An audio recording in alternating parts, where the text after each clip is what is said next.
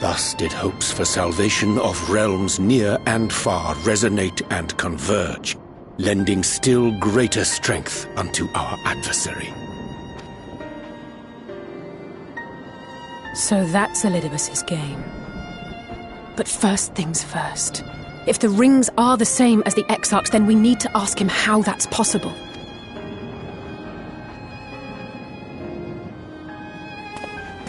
The Crystarium is close. Let us press on.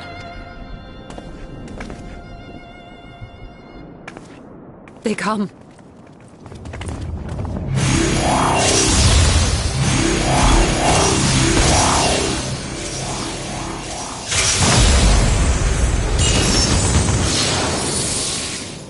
So near and yet so far.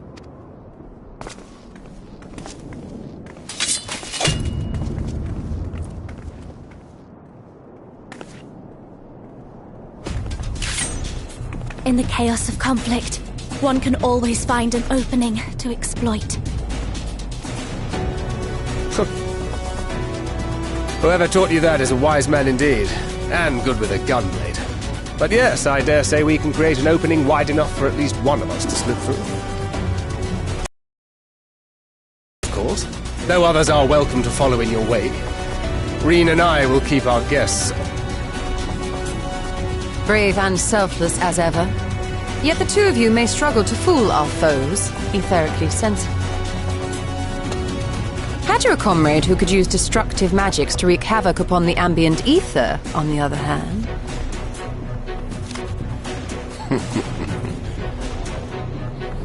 Very well. I too shall assist in the diversionary effort. Oh, not this old dance again. Yes, obviously I'll stay and fight. Alphino, I'm about to do a great many stupid and reckless things. Watch my back, would you? And there you have it. Take care of yourself, my friend.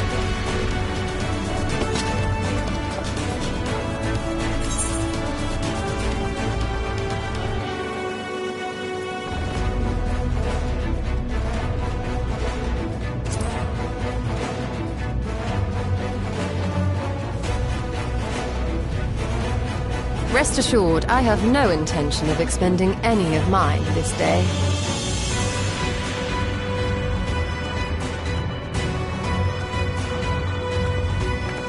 Finished? Then let's begin.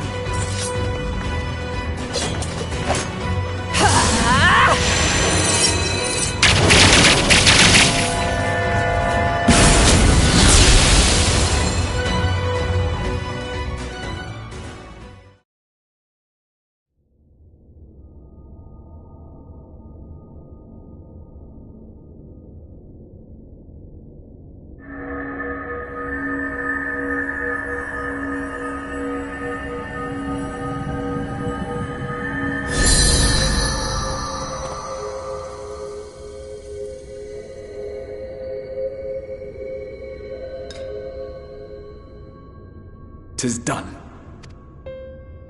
Oh, let me see, let me see!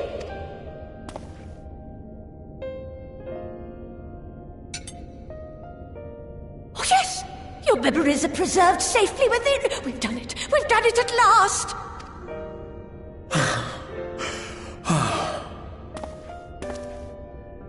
I have inspected the other vessels. They are all ready to receive of our friends' memories. Oh, excellent! Excellent! I shall have my familiars bear word to them at once!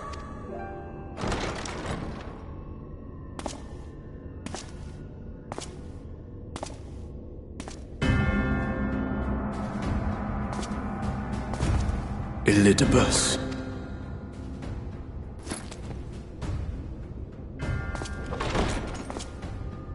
It was not until I observed the battle between Emet-Selch and the Warrior of Darkness that I realized what I must do. I will summon heroes from other worlds unto the first, just as you did.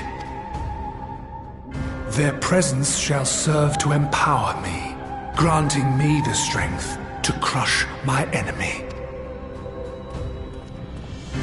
Though it pains me to disappoint you, I feel compelled to explain that the magic in question requires no small amount of preparation. But you assume I require my champions to be summoned in their entirety. I do not. Their souls needn't even be whole. My purpose requires no more than their burning desire to vanquish evil. This I shall sear upon the ether, raising thereby an army of phantom heroes to whom I shall whisper, as I have to so many over the ages. Here lies darkness. It must be destroyed. And you expect me to cooperate? I do not require your cooperation. Your death will suffice. The magic I shall have from your corpse. Go, Lumos!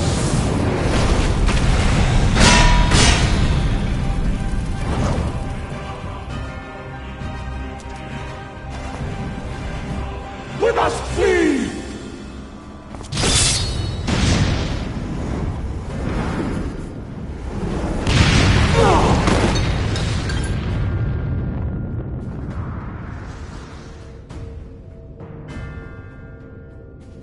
But what is this?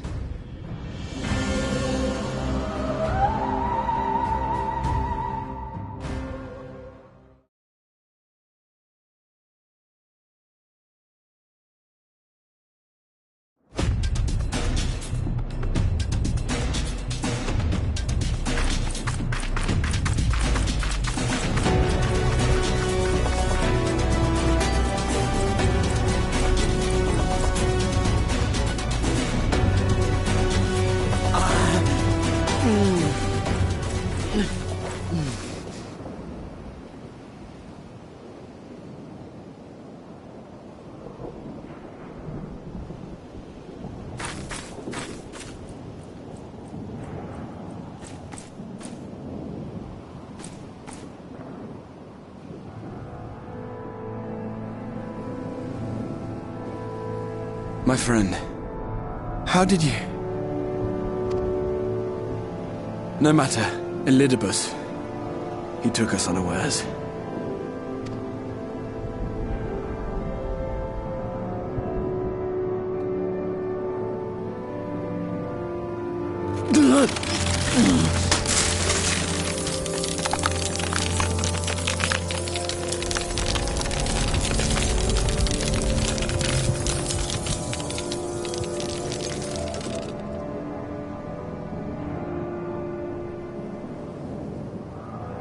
It was all we could do. To raise a ward to hinder his steps. And so we fled.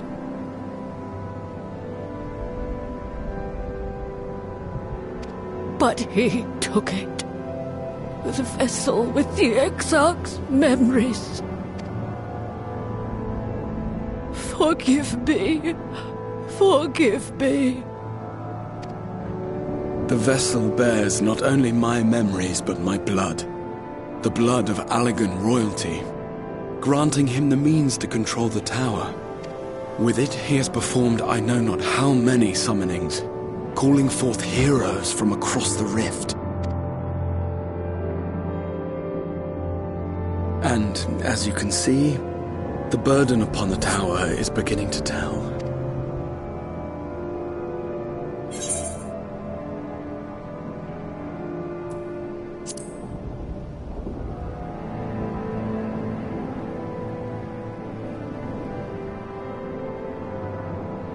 If you mean to face him alone, I will not allow it, not this time.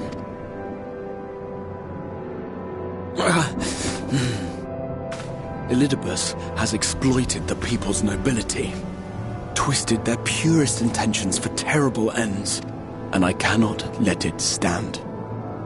As Exarch, it is my duty to protect them, to defend their hopes and dreams. So I am going to the Crystal Tower, with or without your blessing. Though, I would rather it were with.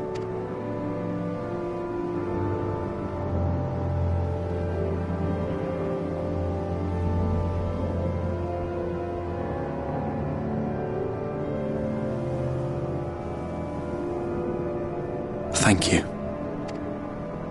I joined you, but I would only be a burden. Better that I remain here with my gremlins. I shall send help. Stay strong, my friend, and take heart. By binding Elidibus within the tower, we have done more than simply delay him. Much like our adversary, I am not wont to show my hand prematurely, but the time has come to bring my strongest card to bear.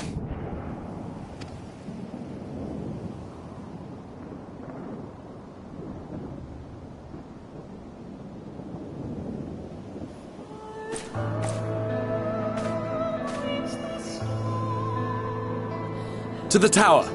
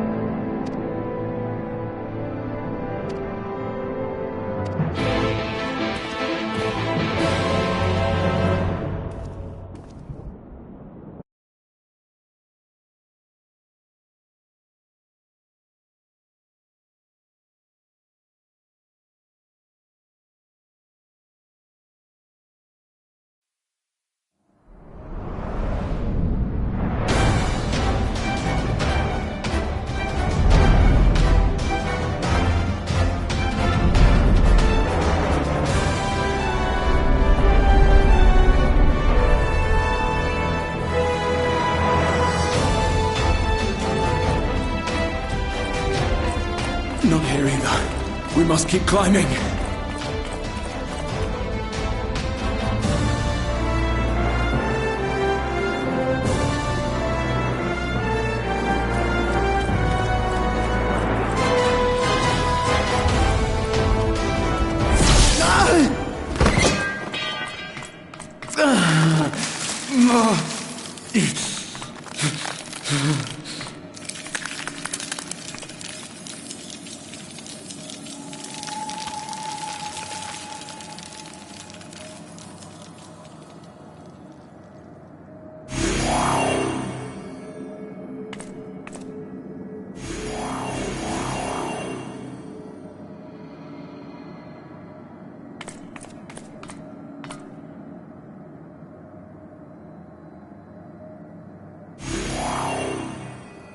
"'Twas but a matter of time. I cannot keep up with you, nor will it avail us to make a stand here. You must go on without me. Find Elidibus and stop him.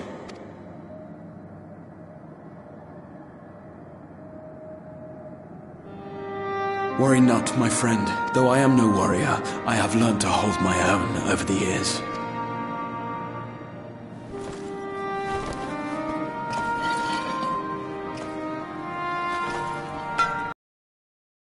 We explored this tower. You and your fellow adventurers formed the van, while I was left to follow in your wake. Suffice it to say, I was not best pleased with the arrangement. How I wished that I could join you.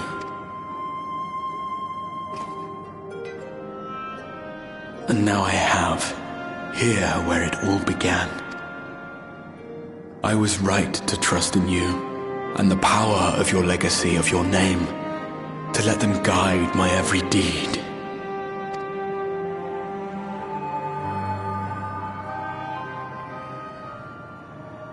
For Elidibus is my name, and my mission, guiding my every deed.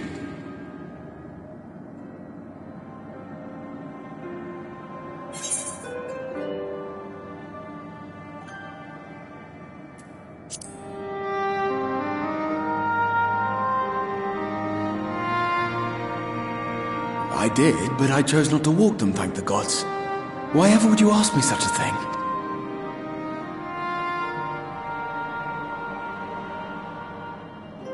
Elidibus spoke in similar terms, you say? How curious. To answer your question, then, I made my choice for reasons which seemed obvious to me, but may not to any other.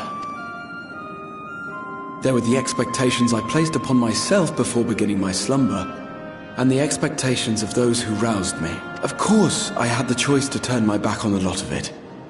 But in the end, it was no choice at all.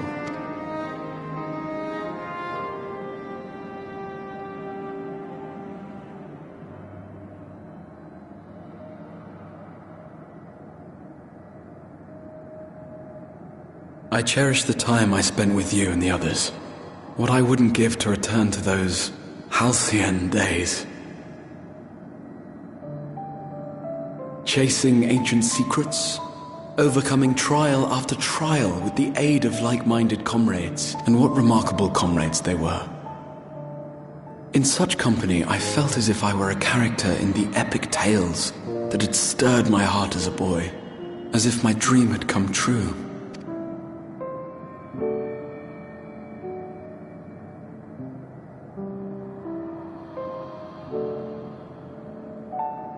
It hadn't, of course, for I was no hero, neither then nor after. Though the world to which I awakened and the first were beset with myriad problems, I rarely knew how best to play my part.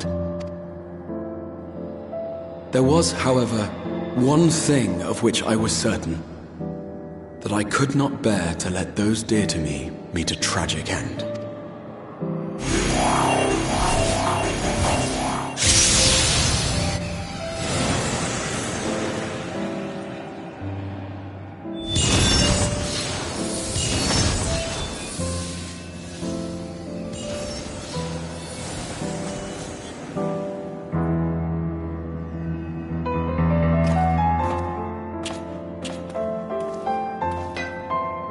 I'm afraid our time is up.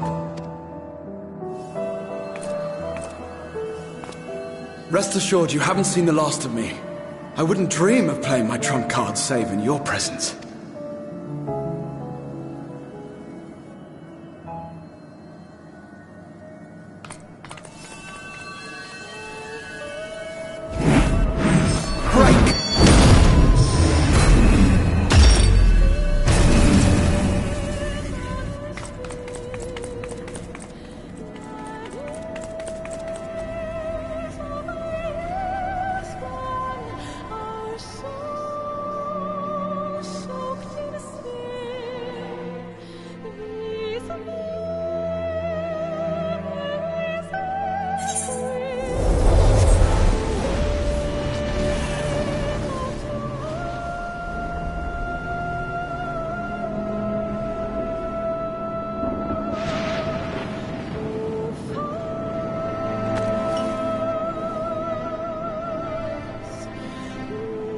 Memories of a possible future. Worthless, all. Worthless as memories of the only past. Fated to fray and fade into oblivion.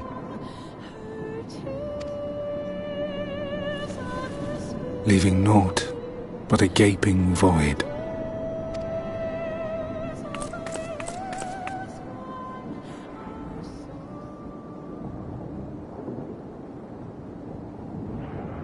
The waking sands. Yes, that was the place.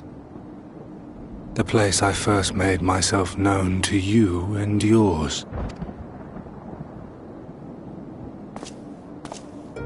The Seventh Rejoining had left the realm listing dangerously towards darkness, and events were unfolding that threatened to push it over the brink.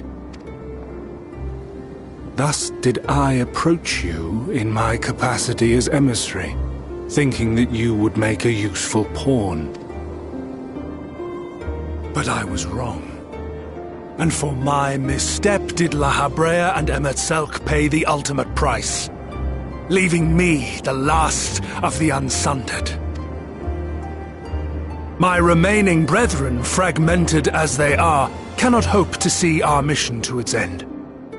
It falls to me alone. Defeat is not an option. I will strike you down. I will resurrect Lord Zodiac, and I will bring back those who sacrifice themselves to call him forth. Though it take 1,000 years, upon my honor as Elidibus, emissary of the Convocation of 14, I will see this done.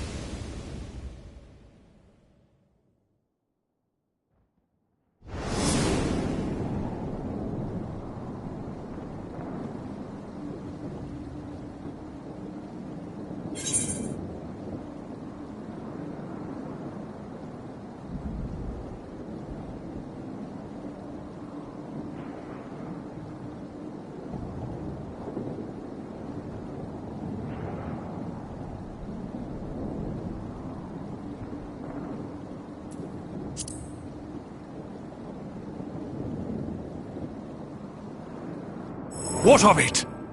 I have my mission. I am Elidibus, and it is my duty to steer mankind and the very star upon their true course. This I swore to someone. We spoke, and I swore. What? What did I...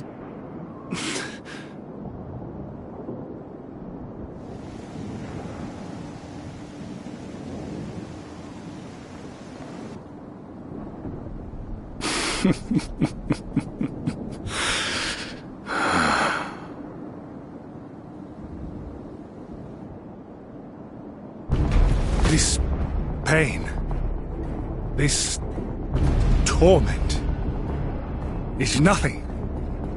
No more than to deliver the world from its doom. No more than any of you malformed creatures have known.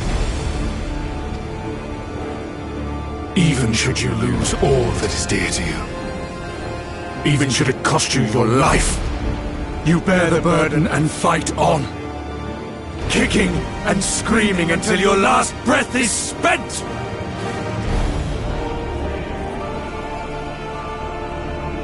Aye, it's true. We've lost much and more. Known unimaginable suffering.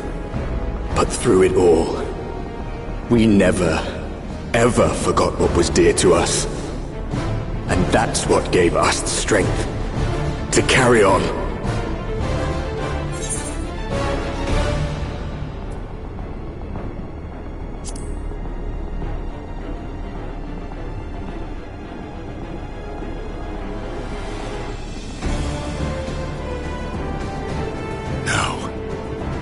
No! It will not end here!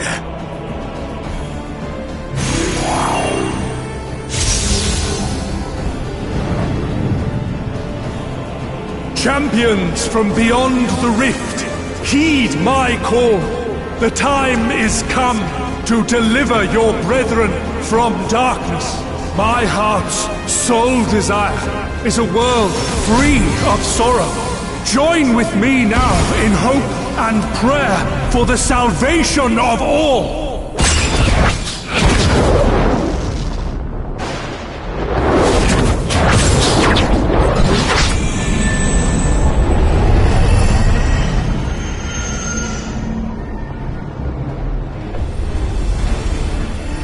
If you would usher in the end, then with my all shall I oppose you. As the avatar of those mortal heroes who fought unfalteringly in all their imperfection, as the warrior of light incarnate. Come, warrior of darkness, let us finish this.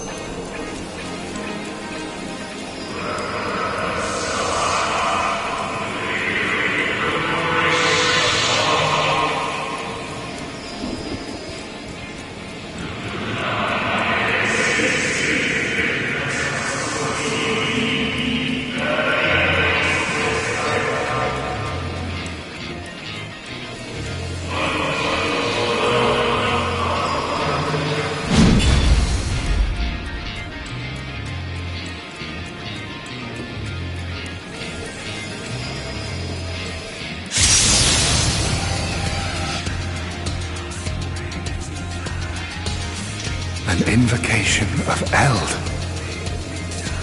though not of Hydaelyn's making. What are you? No, it matters not. You are the enemy, and you will fall. Even should it cost me everything, I will not forsake my duty.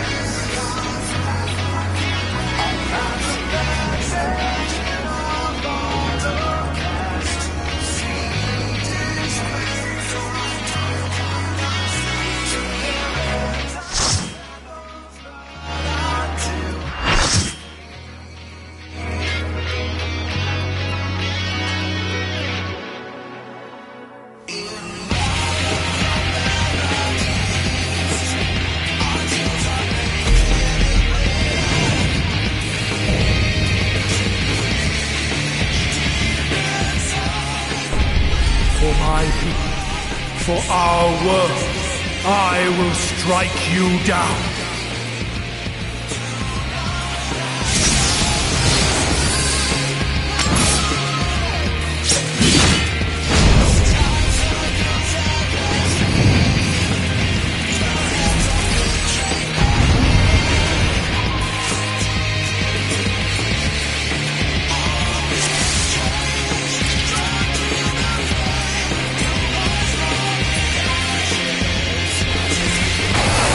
This battle shall be our last.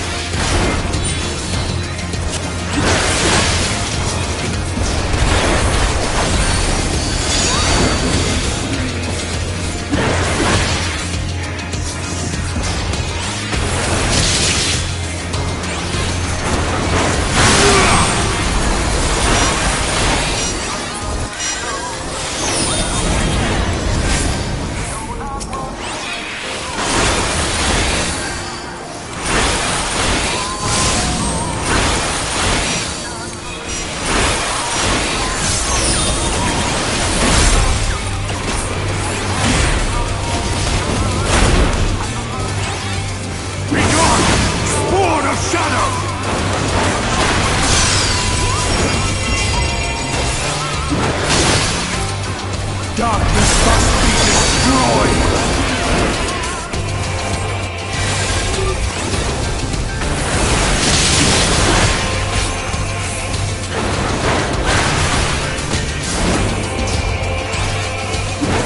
Gleaming steel, like my path!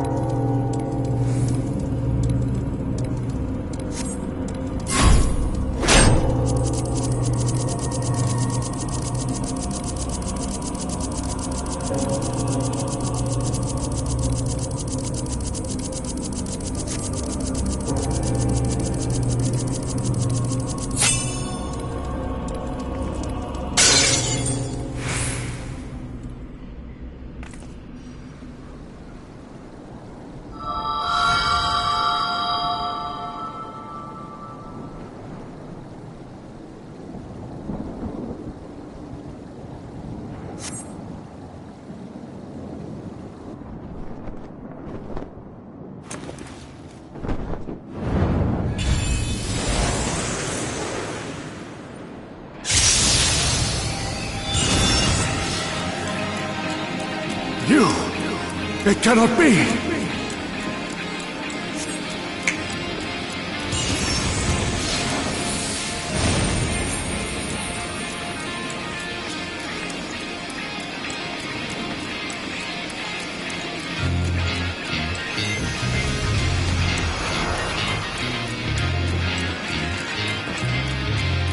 To me, warriors of light!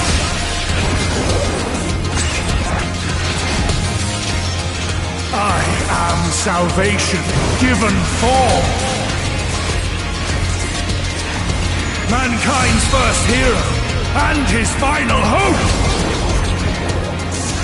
For victory, I render up my all! Your demise will be our salvation.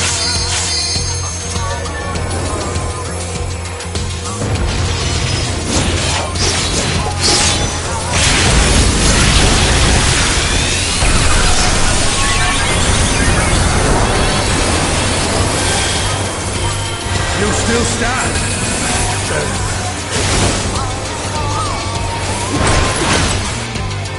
Be gone! Spawn of shadow!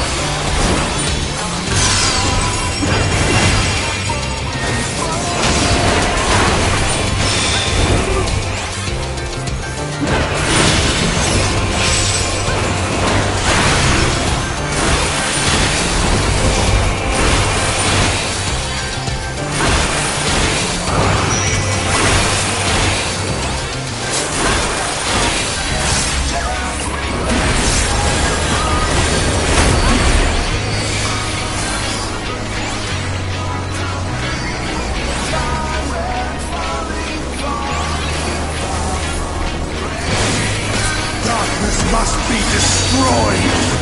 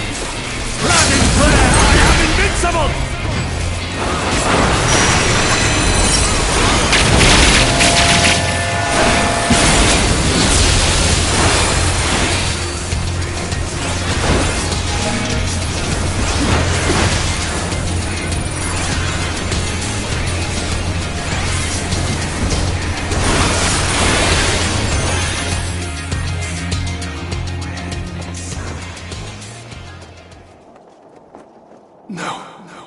I cannot fail. I will not!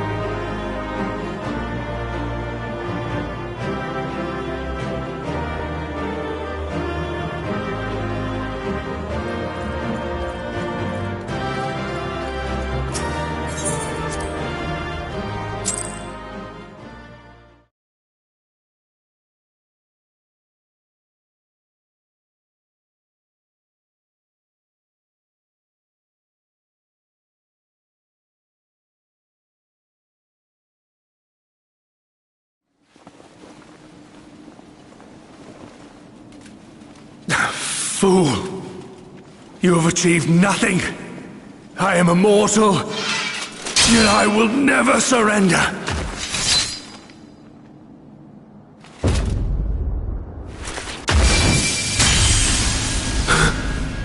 Elidibus, so fixated were you on my memories of the future, you failed to heed the lessons of the past.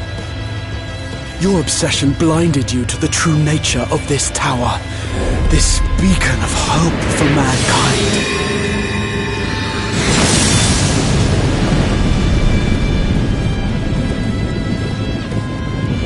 Created to serve as a reservoir for the limitless energy of the heavens, to harness and bind the boundless, not unlike white auracite.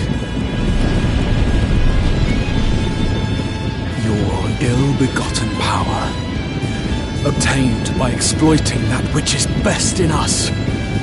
I shall have it. Your soul and all!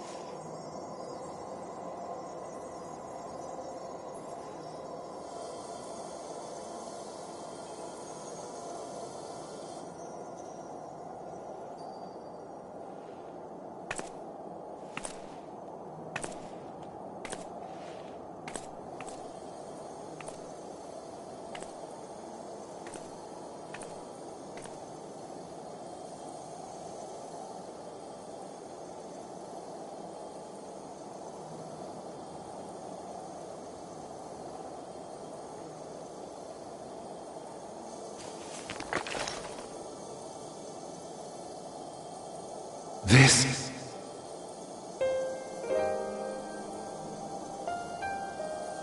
Yes. I would become him. I would save everyone. This, I believed. Yet still they cried out in rage and despair. Divided over the fate of the star. A rare occurrence, always fleeting. But not this time. Not this time. Reconciliation. Elizabeth. I was needed. I withdrew myself from Zodiac. For them. My people. My brothers. My friends. Stay strong. Keep the faith. At duty's end, we will meet again. We will. We will. The rains have ceased, and we have been graced with another beautiful day. But you are not here to see it.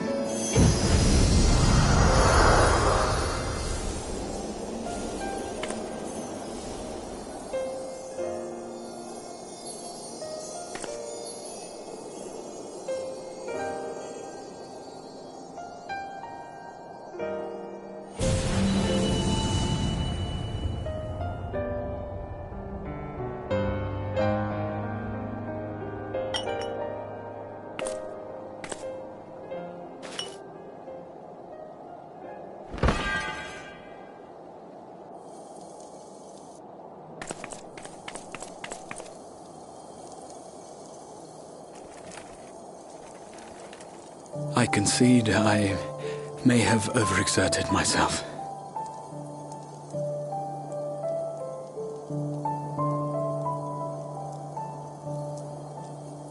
Steady now and listen.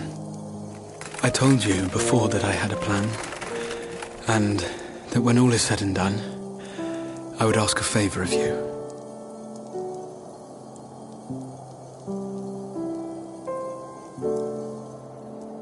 We have averted the 8th Umbral Calamity. Found a way for everyone to return to the source. And, last but not least, we have secured the future of all the people of Norvrand. We have won, my friend.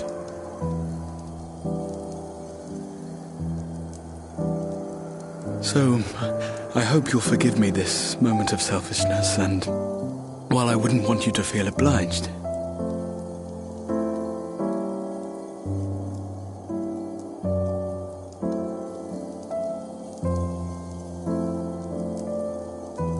promise me you'll take me on your next adventure. A journey. Together. That's all I ask.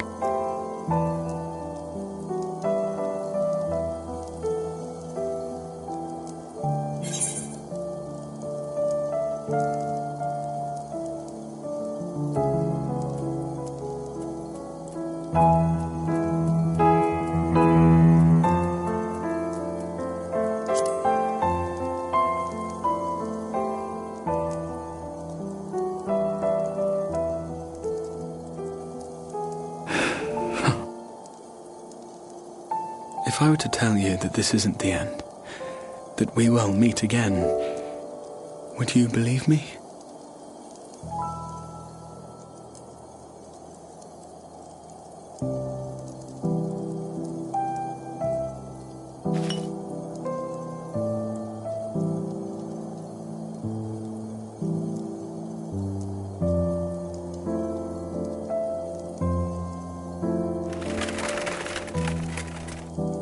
Thank you.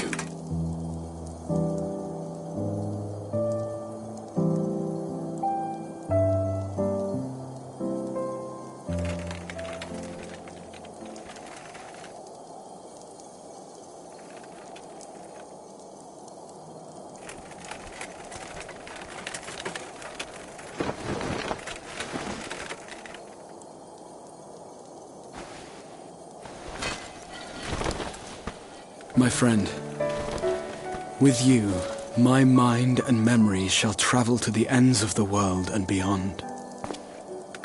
But in this place shall my body stand immovable. May it serve as an undying promise, not only to those who look to me for leadership, but to any soul that hope is everlasting.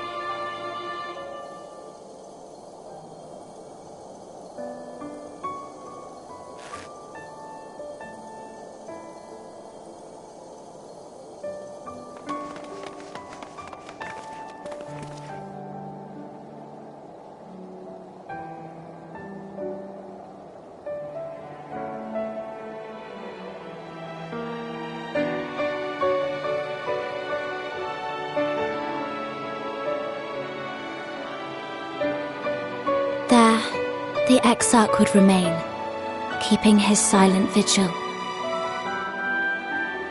When the Scions were not released from his summoning spell, we proceeded with the plan to return them to the source.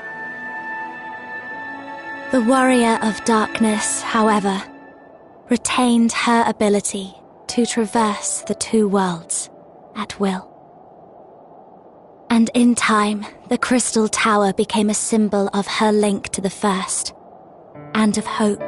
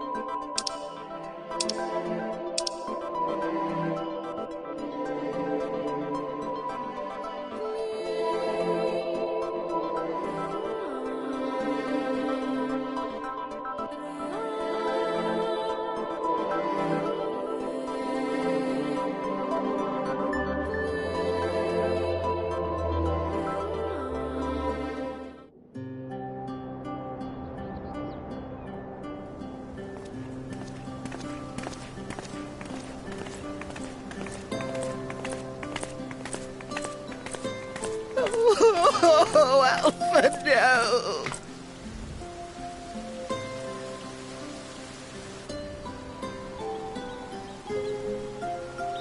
Please, Lady Chai, dry your eyes. The thought of never seeing you again is more than my poor heart can bear!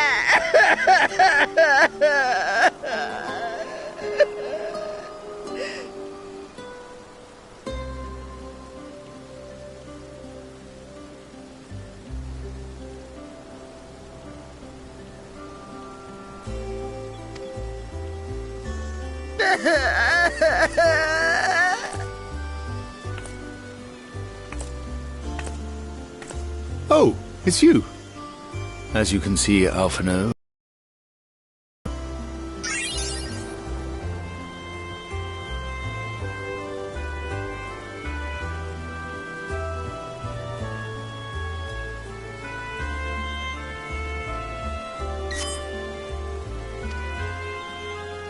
I don't know how to console her. She thinks we'll be lost without him.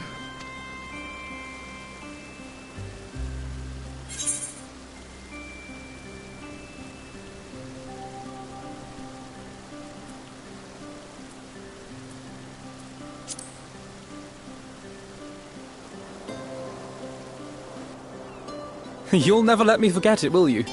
I'll have you know I completed the promised painting in the end. Be that as it may, there are times only words will suffice.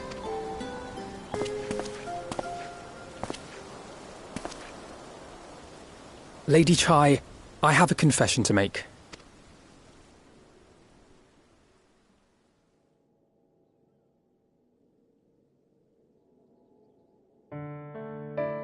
On the day we ousted Lord Vorthree, when I revealed the truth of his tyranny and your complicity in his crimes, I did so with great trepidation. Not out of fear that you wouldn't listen, but that you might never recover. There was a time when I too, in my hubris, believed myself worthy to lord it over others. And when the lie was laid bare, when I was forced to confront the cost, the lives lost, it all but destroyed me.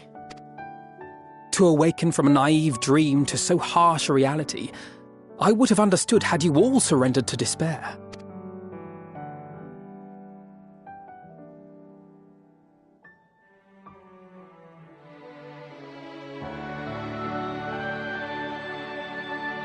But you didn't surrender. Far from it. You picked yourselves up and rose to the challenge. You found a path forward and the strength to walk it, and to keep walking it, day after day. Though what struck me is how much faster you found it than I did. Really? That felt pretty slow to me. But rest assured, we'll make Yulmore into a nation anyone would be proud to call home. You can still come and go as you please, I believe. When we have good tidings to report, I may trouble you to be their bearer.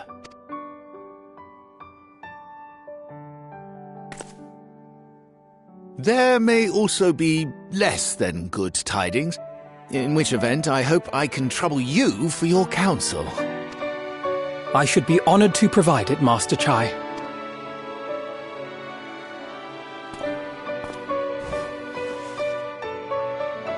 Oh, Alpha, no. I know you aren't one to sit still, but do remember to take your ease from time to time. And no matter where you are, remember that there are people here who are praying for your health and happiness.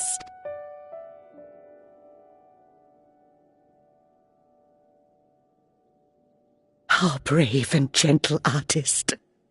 You have our love, now and always.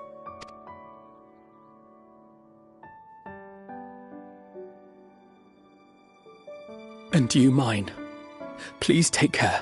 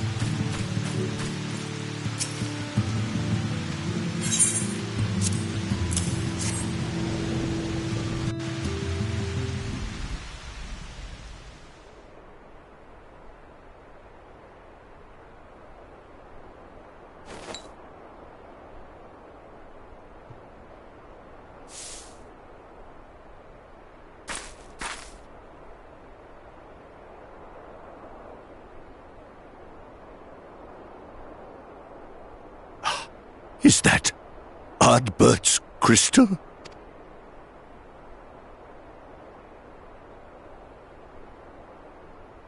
So it is. It has changed, but I would know it anywhere.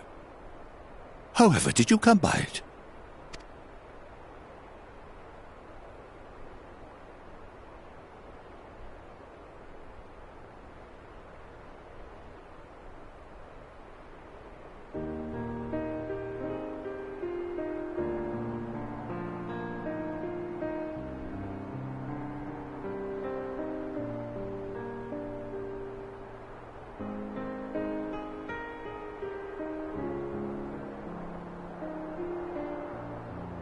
Then, even in death, his enemies found a way to profit from his sacrifice. Oh, it grieves me to think of his body being used for evil ends. But, thanks to you, his honor is restored, and he may finally find peace. No words can express my gratitude. I will keep this crystal safe to the end of my days. Rest easy, my friend. You have earned it.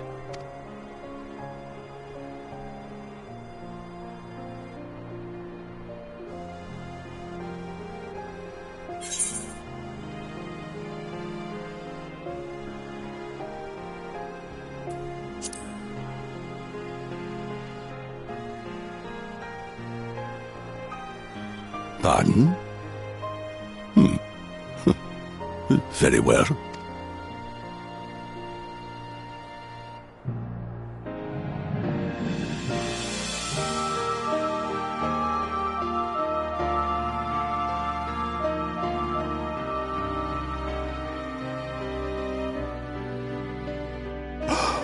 Oh, how can this be?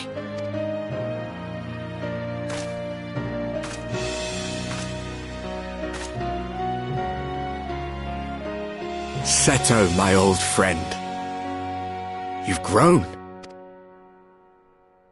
Oh, Ardbert, how I've missed you.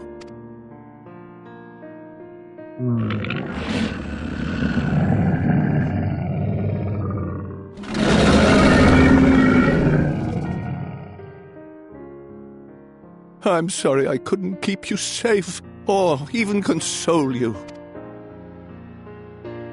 Had I only learned to speak sooner, I would have told you how much you meant to me, how much I cared.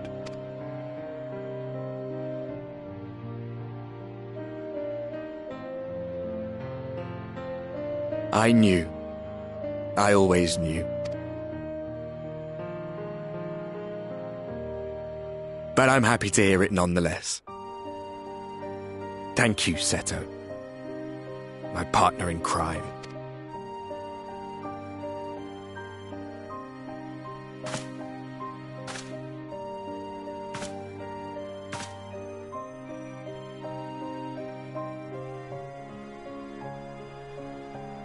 I see. His journey continues.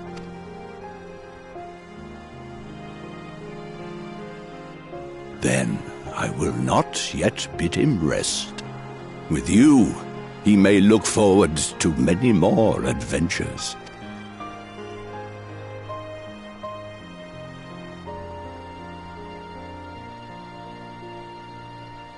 It has been a while since last I flew. Perhaps I too will go on a little adventure. Ride the winds, seek the horizon. Yes, I think perhaps I will.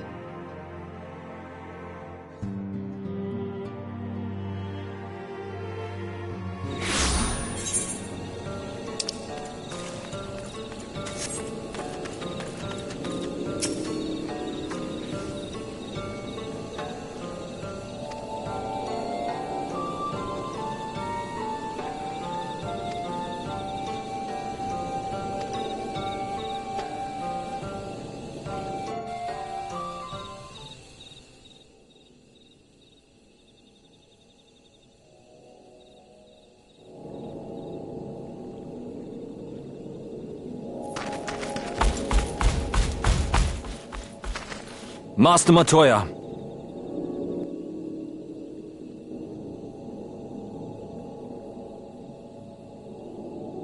For too long I have remained silent, but no longer. I could not bear it if you were to leave. Please, stay. I beg of you.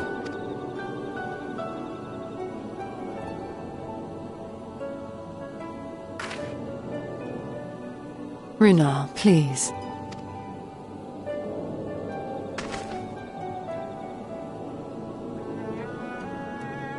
I jest.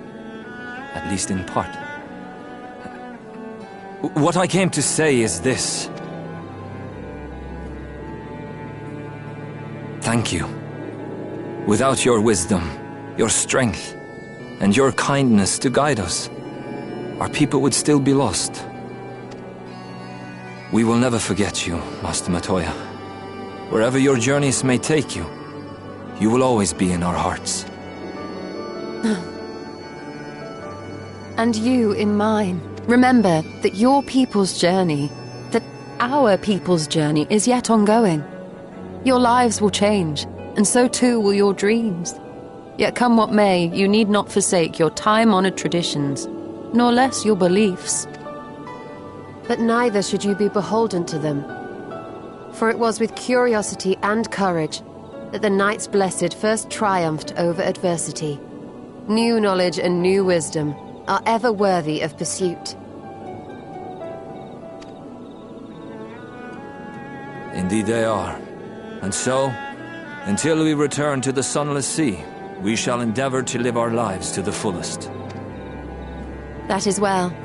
But however great your strides, there may yet come a day when the challenges you face cannot be surmounted alone. On such a day... On such a day...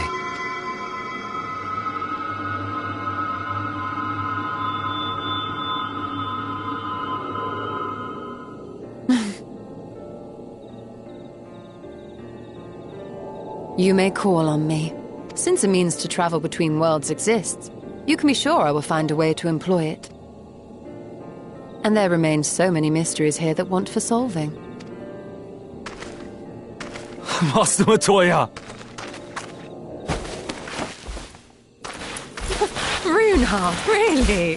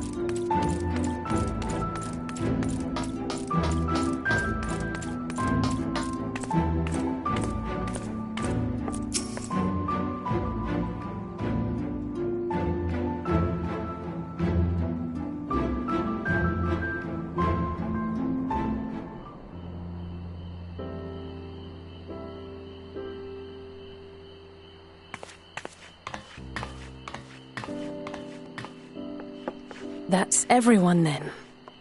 We've all said what we needed to. Even as we speak, Backlog undertaketh their final inspection of our spirit vessels. When thine own preparations for the journey are complete, thou art to present thyself in the ocular.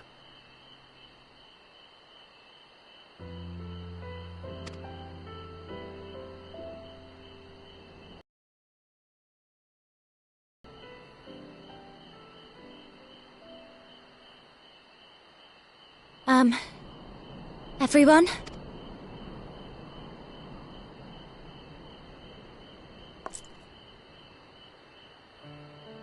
I want to thank you all, on behalf of the First. You, and Minfilia, and the Exarch. Without each and every one of you guiding us, fighting for us, we wouldn't be standing here now. There wouldn't even be a here. And no words can express our gratitude.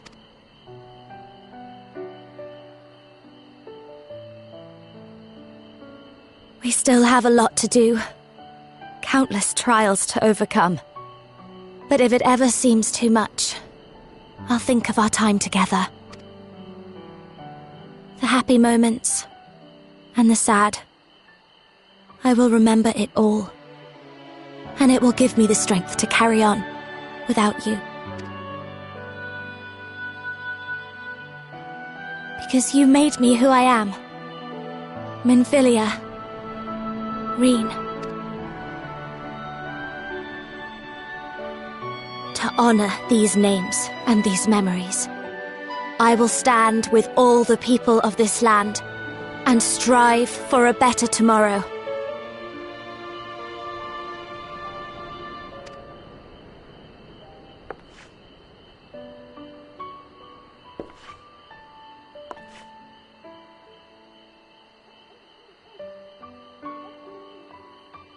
Thancred, I believe the honor of responding should rightfully be thine.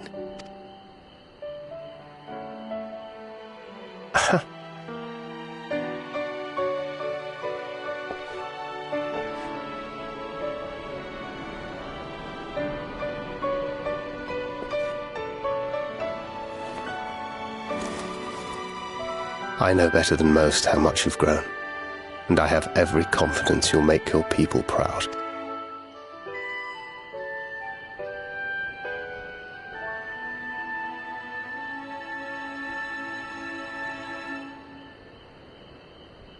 Gods know I'm proud of you. I always will be. You deserve all the happiness in the world, and more.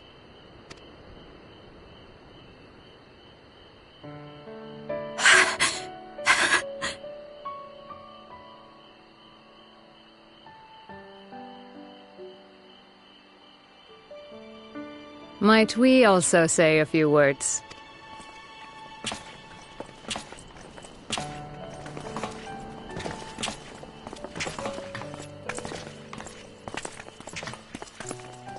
Why, this is just about all of you.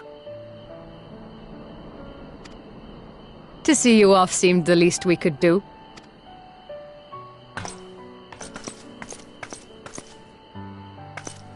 You risked your all for us, fought for a realm not your own. Before you came, we had never known the beauty of the night sky. Or the joy of your company.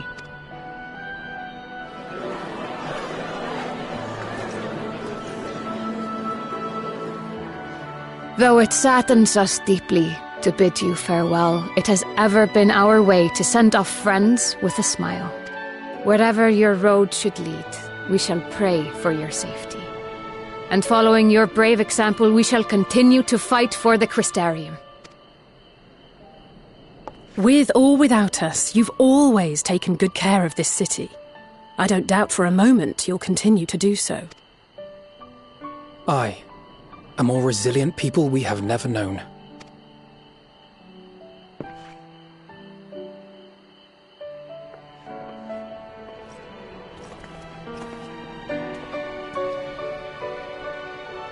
As resilient and enduring as the tower that watches over you. To the last, we did not question the Exarch about his past. It is only now, when he can no longer tell us, that we believe we know the answer. We have heard what became of him, and what is about to be attempted. All will be well. Of this we are certain. How could it be otherwise, when every soul in the Crystarium is praying for it with all their heart?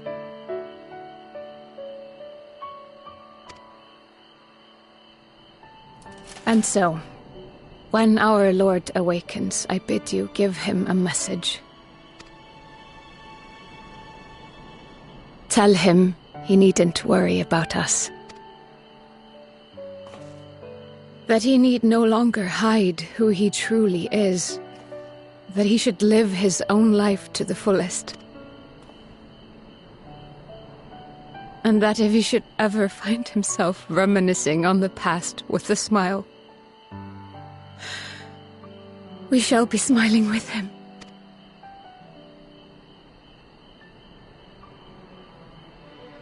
Will you tell him this?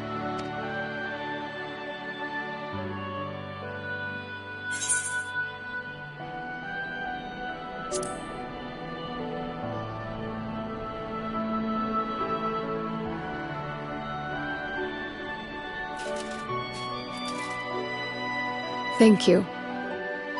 Please look after him for us.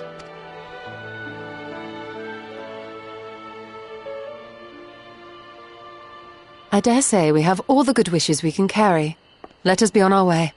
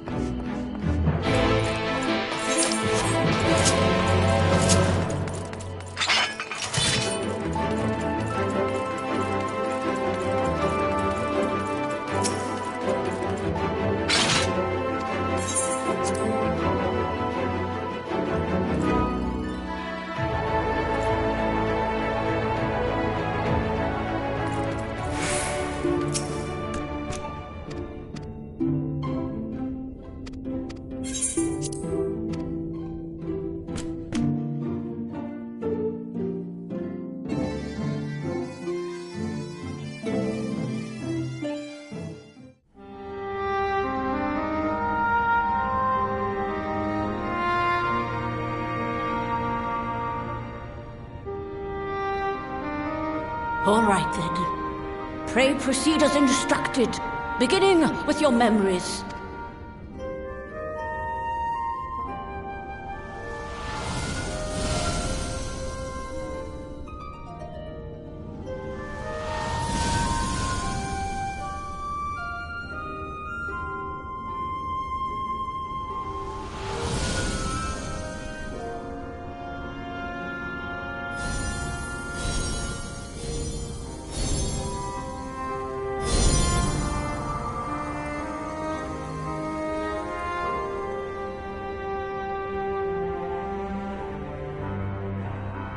The first step is complete, and all appeareth to be in order.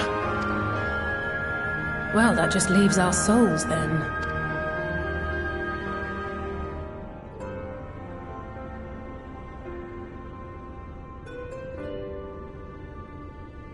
We're in your hands, Angelo.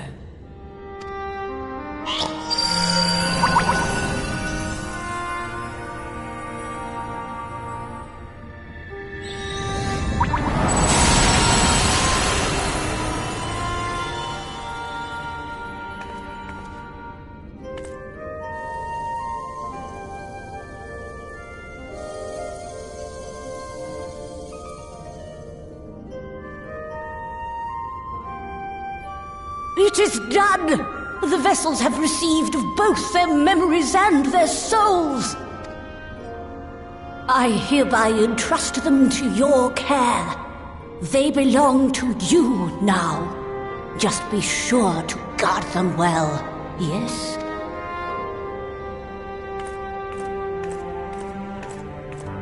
This will work, won't it? Our theories have held thus far, but I make no promises about what is to come. Even the greatest mages in history knew better than to transport a soul across the rift. We, my dear, are in unknown territory. Prepare as we might, we cannot account for all possibilities, and it is in such circumstances that accidents are wont to occur. Yet miracles do happen. So let us pray and will our friends home.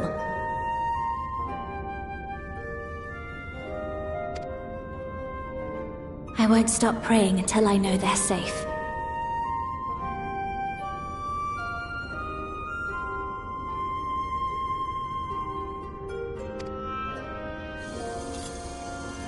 All safely stowed away? I do hope so. All that remains, then, is to step into the mirror. Go now, and safe travels.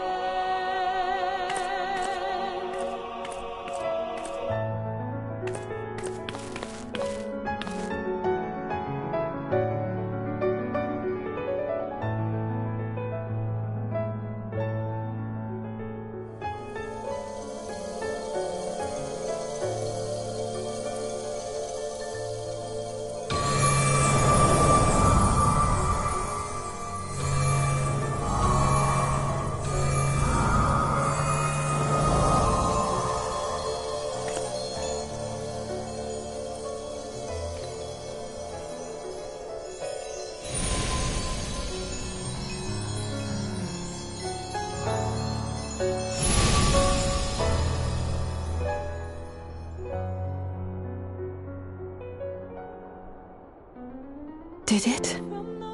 Are we?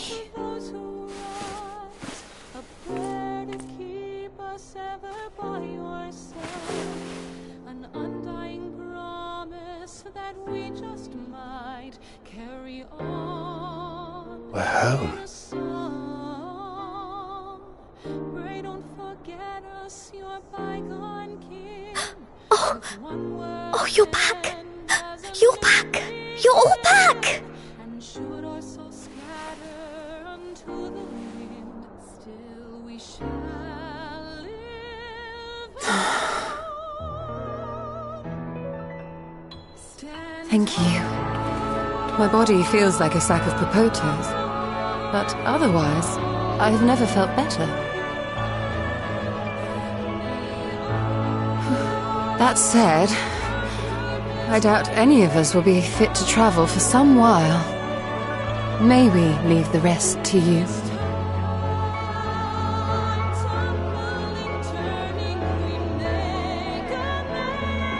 The vessel beareth our comrade's blood. With it in thy possession, the way will surely open before thee.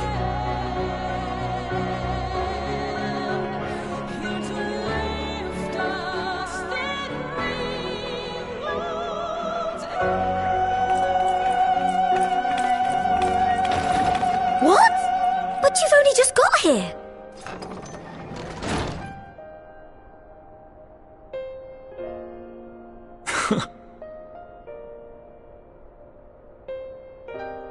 Tataru, might I trouble you to brew us all a pot of your special tea?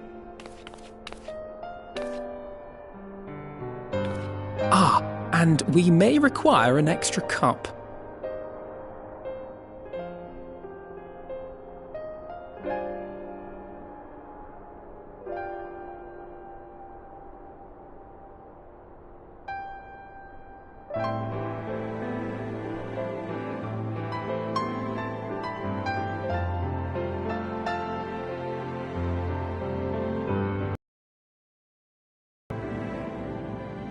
Yours is a long road, my friend, and it stretches onto places beyond imagining.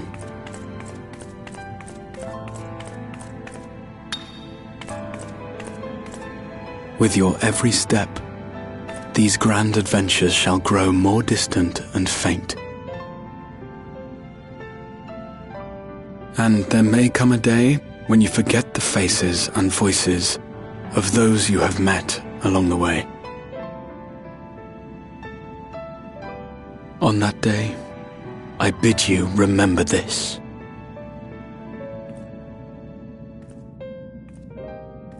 That no matter how far your journey may take you, you stand where you stand by virtue of the road you walked to get there.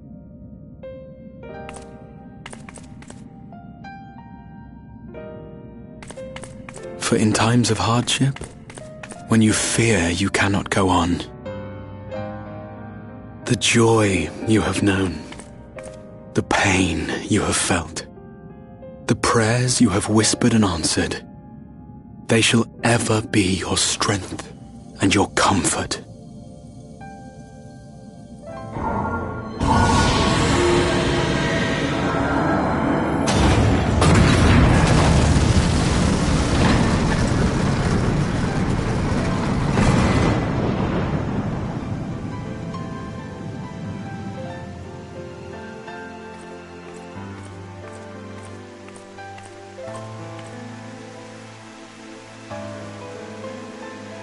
This I hope, I believe, Here at memory's end.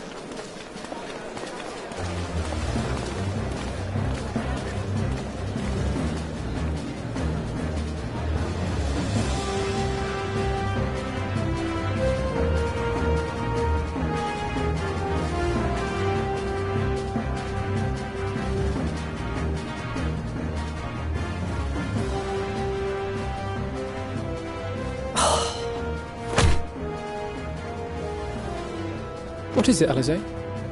Are you all right? Do you still feel under the weather? Physically, I couldn't be better.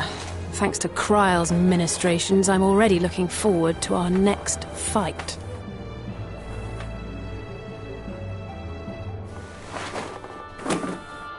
But seriously, don't you have anything to say about that?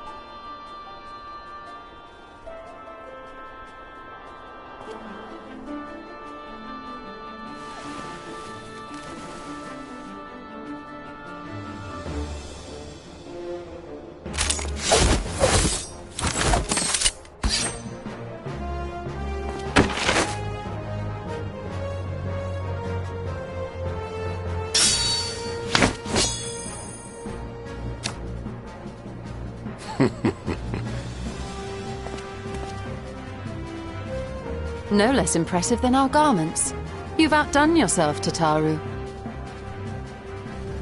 To give credit where it's due, I had help from a certain fiery pixie who visited me in my dreams. They gave me all the information I needed to get the details just right.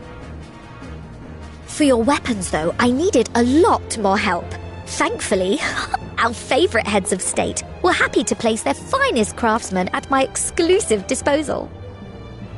Oh, and speaking of the Alliance leaders, they all expressed their unreserved elation at your safe return, and promised to come and see you in person as soon as they can. They really needn't have gone to such trouble. But we'll be keeping these gifts all the same. Do pass on our gratitude.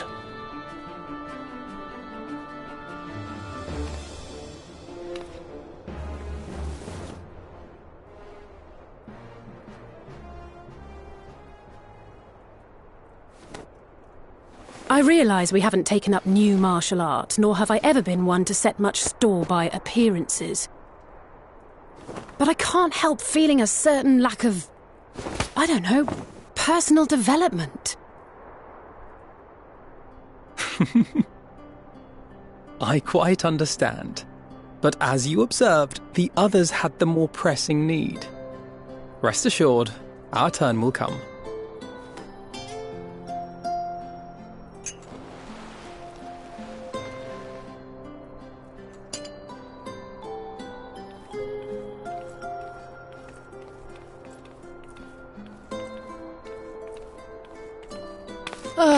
If I expend any more ether, I swear I will blink out of existence. I need a bite to eat.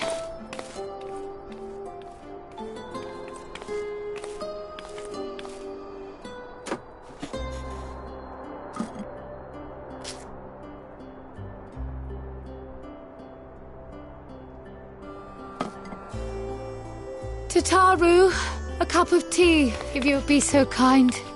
And something sweet.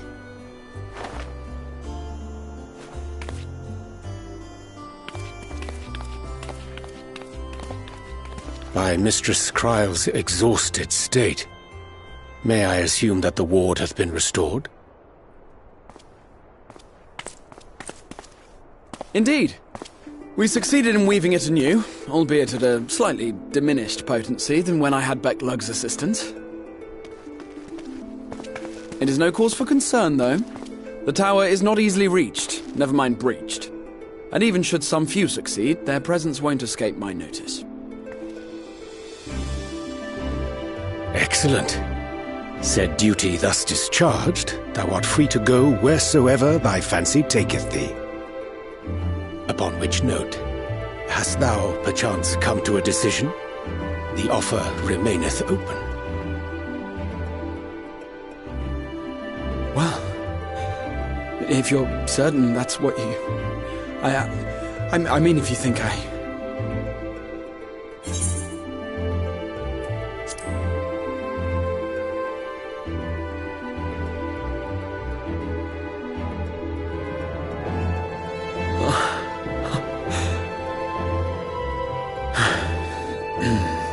Right. I accept. Henceforth, I shall count myself a scion of the seventh dawn. Grahatia, at your service. When I was a boy, many long years ago, I yearned to stand tall as the heroes of Eld.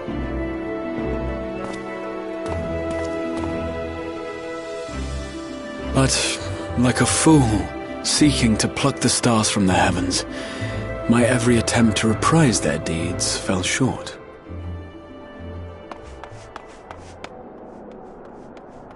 Help! Somebody help!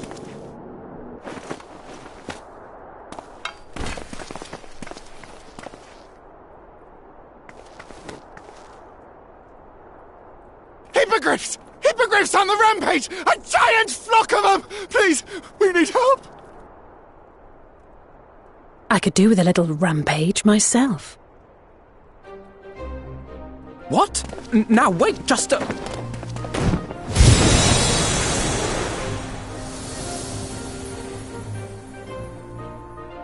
Here we go again.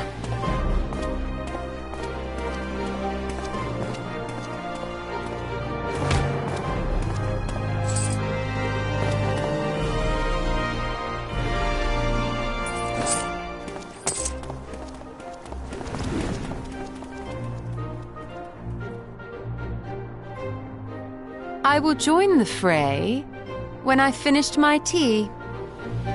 Thus did the Avatar of Destruction descend, and in her wake leave naught but tears and ash.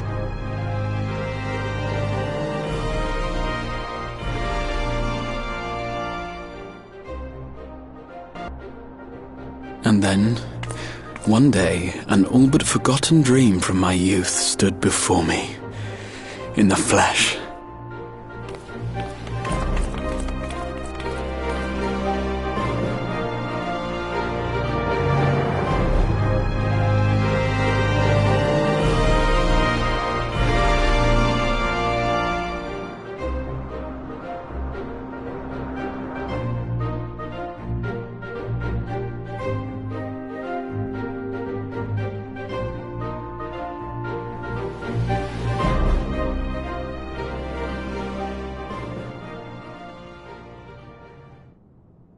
So it was that a new adventure began.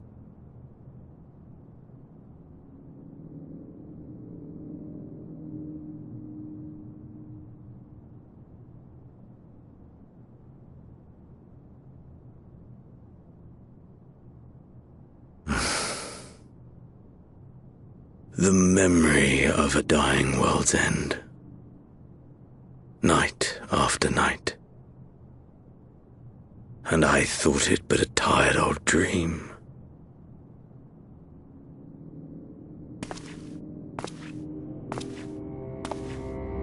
I say, I knew that securing the palace would provide your radiance with depressingly little sport, but that you should fall asleep out of boredom. Splendid. Truly splendid. And my own preparations, you will be pleased to hear, proceed apace.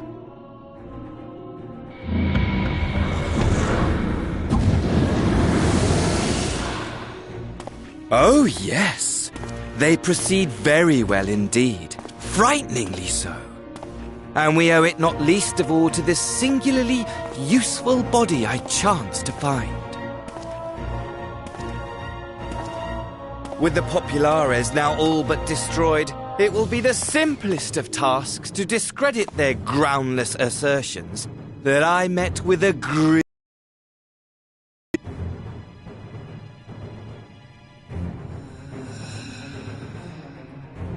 And as the very much alive Lord of House Brutus, I have a vast fortune at my disposal. Ah, money, money, money, the great motivator. There is simply no better way to move men and expedite plans than with its alluring glint. Would you not agree?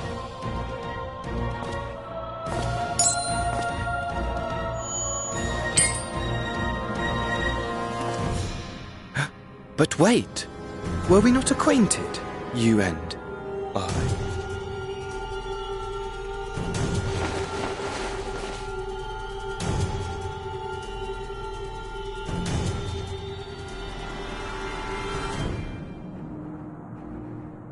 Should our familiarity cause you distress, I beg your forgiveness.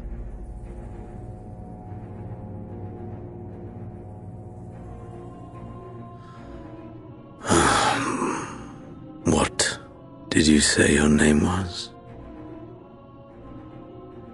Oh, a dagger through my heart, that my deepest desire should forever remain unfulfilled, to live unrecognized, to die forgotten. Oh.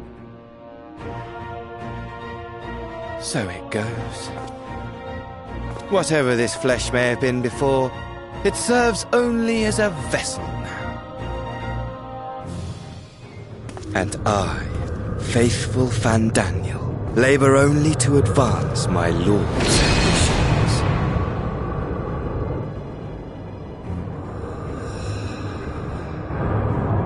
Speaking of which, with the palace in our hands, we may now proceed with the next phase of the plan. But how very odd! Despite all our havoc-wreaking, old Elidibus did not deign to appear. Dare I hope that the last of the unsundered is gone?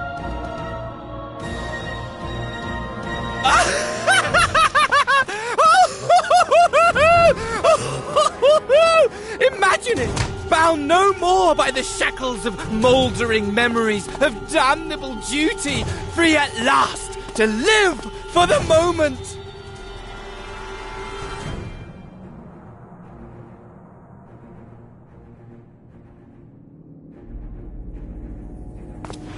Your radiance, but give the word, and I shall go forth and prepare for you your hunting ground.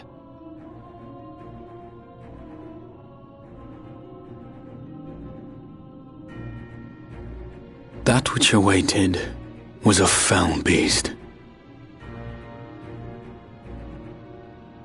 Ferocious, ravenous, remorseless.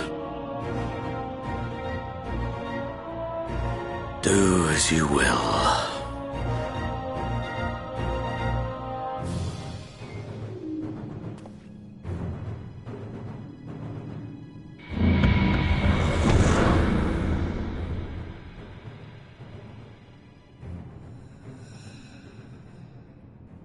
It has been too long, my friend, and insufferably dull in your absence. When you return to me, you will share everything. Every blow will be a story unto itself. Every triumph, every kill. Rest assured, we shall have a fitting stage for our reunion.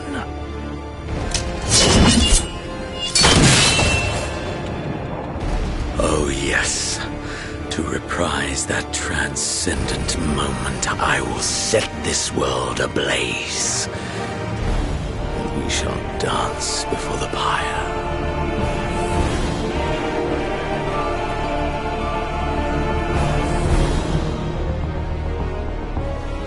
The beast shall kindle the flames of the apocalypse.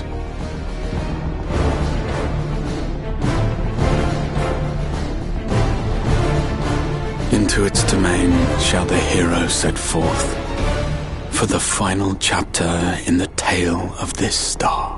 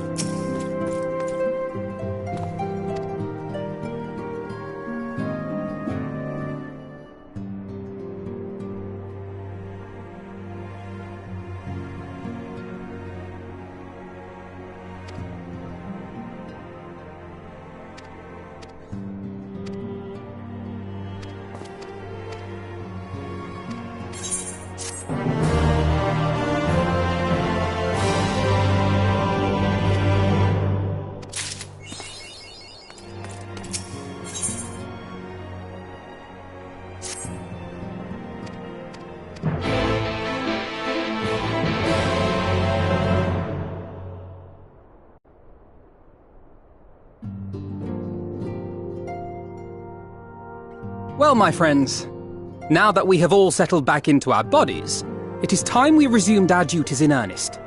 Let us speak of our plans. Ever since the Emperor's death, it's been one unsettling rumor after another. I've a mind to pay a visit to Garlemald to ascertain the truth of the matter. A prudent endeavor. 'Tis of the essence that we establish the full extent of the threat, not least if it should prove that Xenos doth indeed orchestrate events from the shadows, in light of which possibility I shall accompany thee on thy mission. Be assured that thou shalt find me more a help than a hindrance. Thou requirest another to imbue thine ammunition, dost thou not?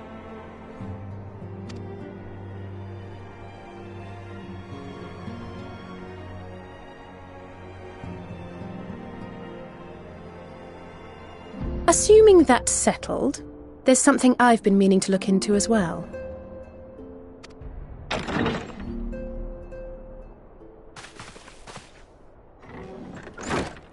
Welcome back, everyone!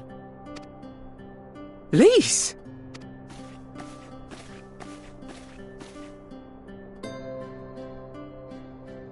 You're fine now, right? No more headaches or keeling over? That's right. We're fighting fit and raring to go.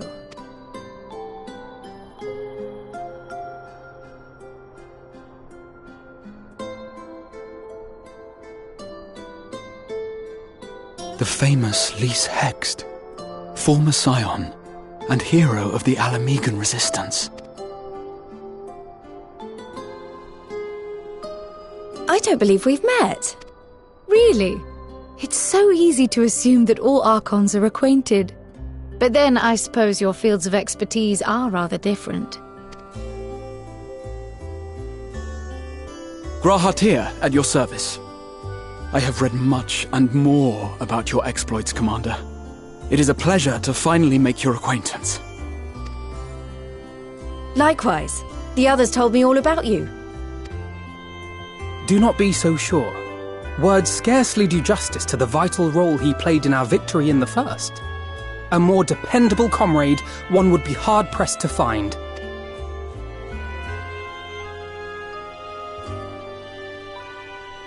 Oh, right. I did glance at the report. But I'd be lying if I said I understood half of it.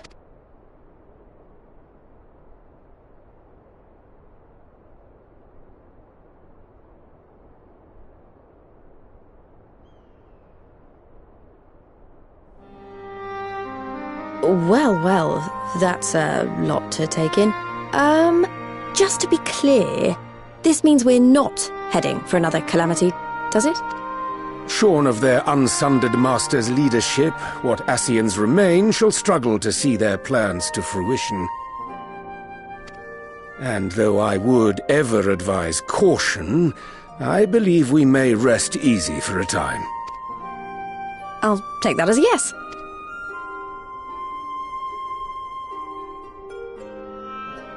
Even so, I don't know what to make of this business about Hydaelyn and Zodiac being primals.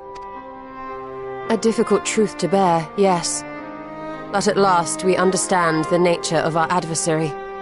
And if there are no further calamities, neither will there be rejoinings, meaning Zodiac will never regain his full strength.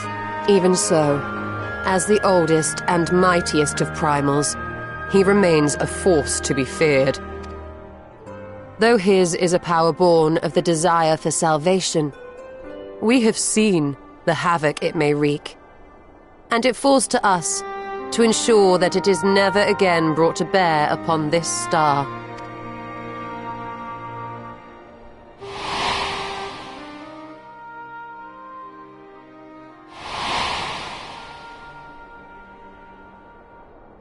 But tell us, Lys, to what do we owe the pleasure of your visit? What do you mean? Isn't seeing my long-lost comrades reason enough? Alright, there was one other matter. I have a message from the Alliance, and before you ask, yes, it's about the Empire. So, after Emperor Varys' assassination, it seems his cousin Nerva made a bid for the throne. The trouble is, he wasn't the only one with designs on it, and it didn't take long for a civil war to break out. And it's not just in the provinces. Early reports say huge swathes of the Imperial capital have been reduced to rubble. The Alliance will soon convene in Alamigo to decide on a course of action, and we were hoping you'd come along. Well, as it happens, Urianger and I were just this moment planning a little trip to Garlemald, and we should be grateful for any advice the Alliance can provide on how best to make the most of our visit. To Alamigo, then. Why don't you go on without me? There's something I need to look into. Oh, forgive me. You were just telling us. What is it, if I may ask? I want to find a way to cure the Tempered. Of course. You think it may be possible to adapt the treatment you use to help those corrupted by the Sin Eaters? I'm sorry, a cure for tempering? But that would change everything. Alizé, consider yourself uninvited. Go and find us this cure. I'll do my best. I was hoping you might join me. Don't worry if not, though.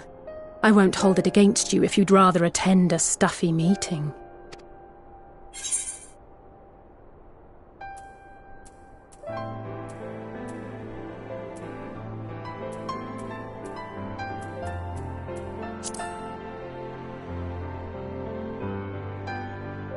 Rest assured, there'll be many, many more. Go on, lend Alizé a hand. I'll come too.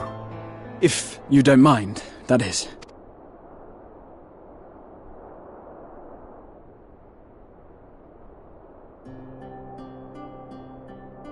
Mind?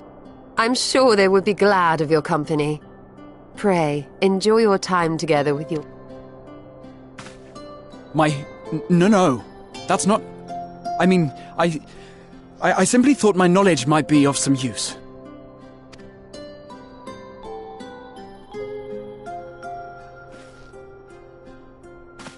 We shall be on our way then. Godspeed.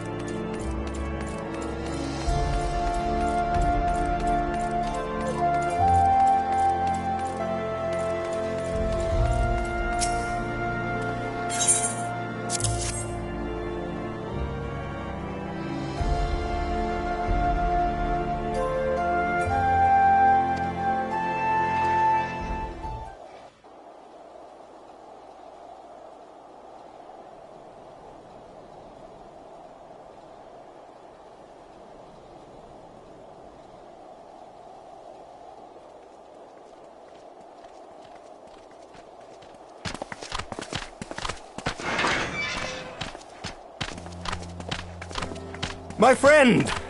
After the disappointment of not seeing you in Al Amigo, what good fortune to chance upon you here of all places. As you may have heard, the Allied nations are making a renewed effort to address the primal problem. To that end have I invited the chieftain of the Vanu to Ishgard, that we might together plot a course.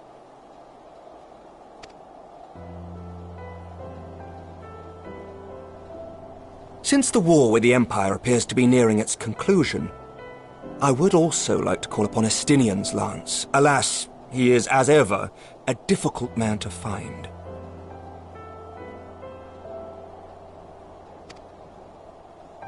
I am informed he recently paid a visit to the Rising Stones. Should he happen to do so again, be sure to pass on my regards, won't you?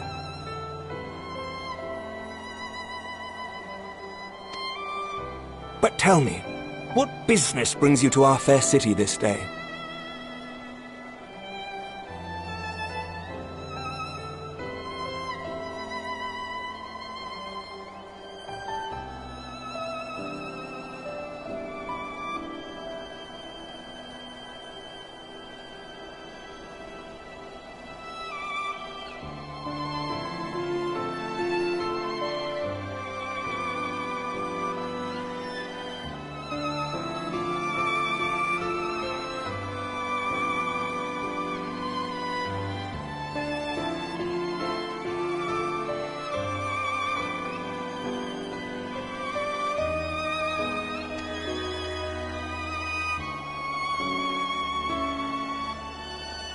A cure for tempering. You never cease to amaze me. Until now, our only hope has been prevention, our every failure irrevocable. But this would rewrite the rules of engagement. It could end the cycle of bloodshed. Very well. You shall have all the ceruleum we can provide, and an airship with which to transport it.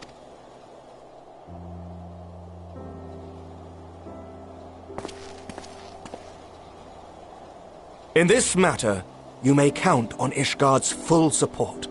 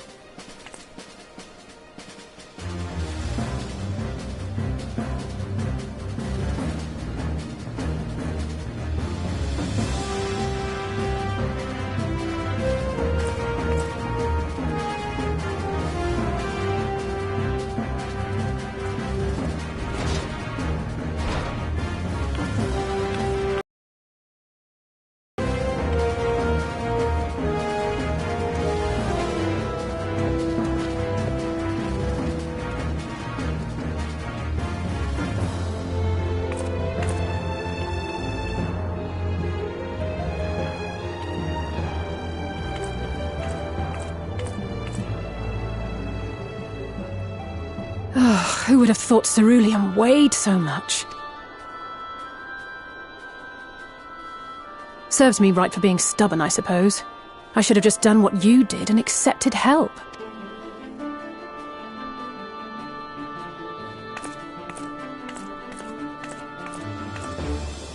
Good work, you two. This is all we asked for and more. Quite a lot more, now that I look at it.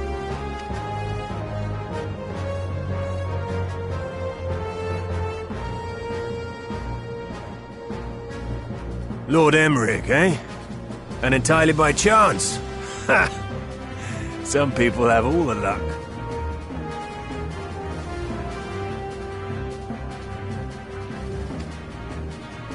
We have also succeeded in configuring the terminals, thanks in no small part to our able assistant.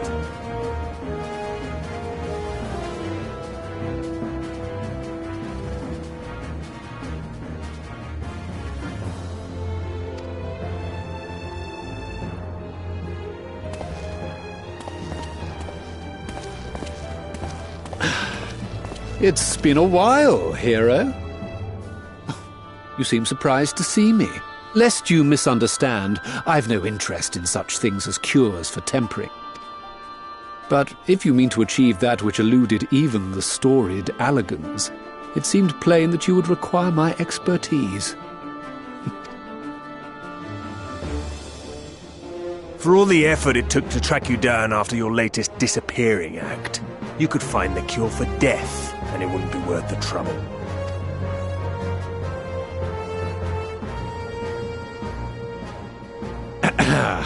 That wasn't the only reason I agreed to cooperate. I'm reliably informed that Garland and I are destined to unravel the secrets of travel, not only across dimensions, but through time. Doubtless the lion's share of the credit lies with me. 9 parts to Garland's 1. Very well then. I'll do 1/10 of the work. Just the part that's beyond you. Whatever you say, Garland.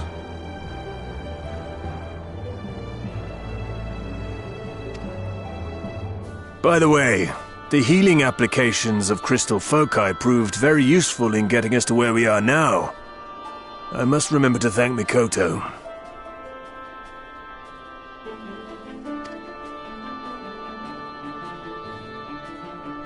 Right. If everyone's ready, let's begin.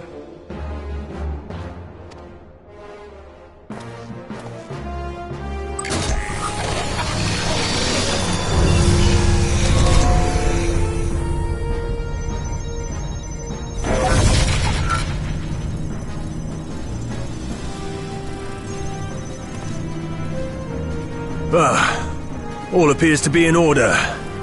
Now, we just have to wait for it to find us our magic. Why not take this opportunity to put your feet up?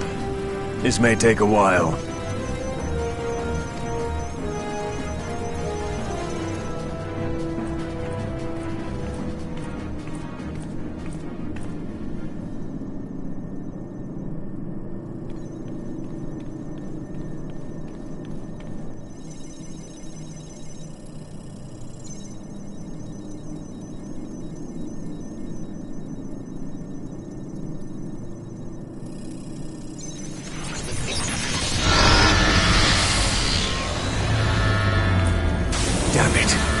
It's overloading.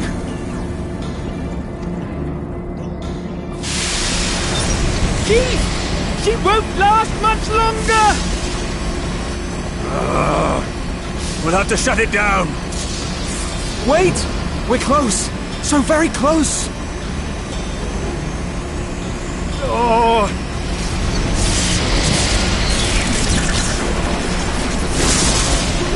Well, this is going swimmingly. Please, a moment longer. I beg you. There!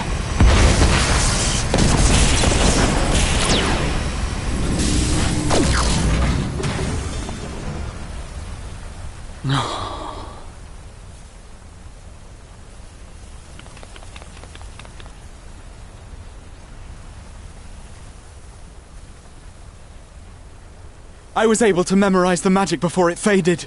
It still needs to be put to the proof, but I believe we have our cure.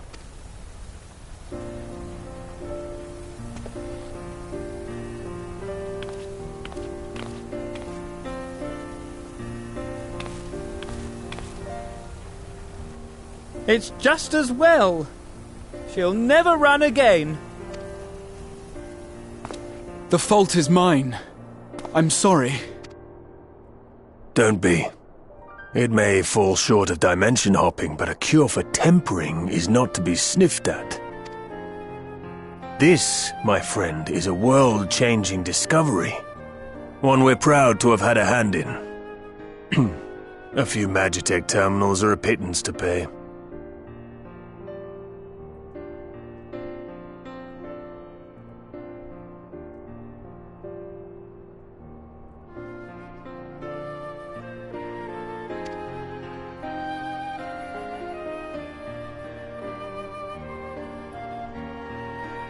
Thank you.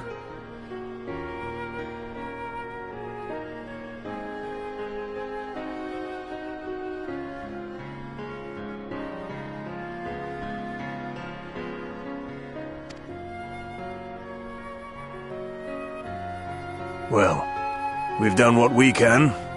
The rest is up to you.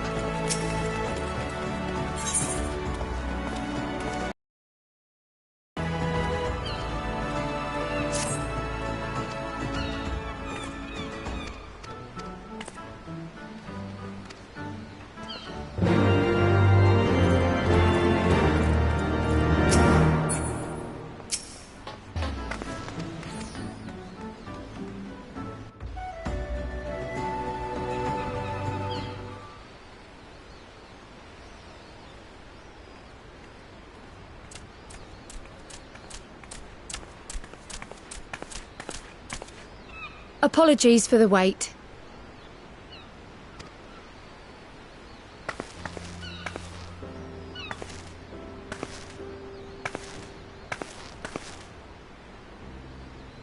Gabu, have you been good?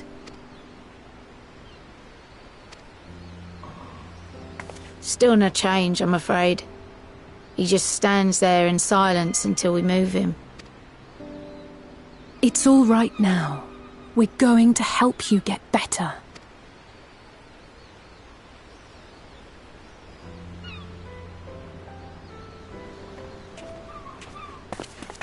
Fancy meeting you here.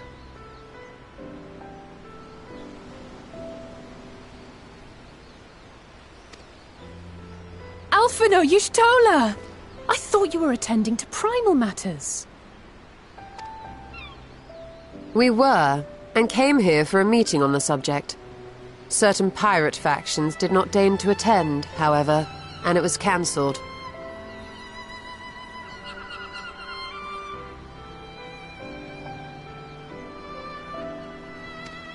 We had resigned ourselves to having wasted a journey when we chanced to espy you.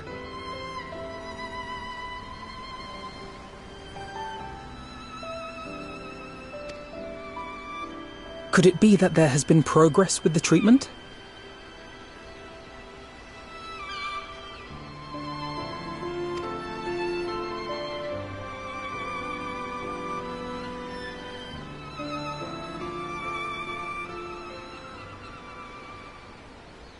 Using Magitech terminals to formulate the solution.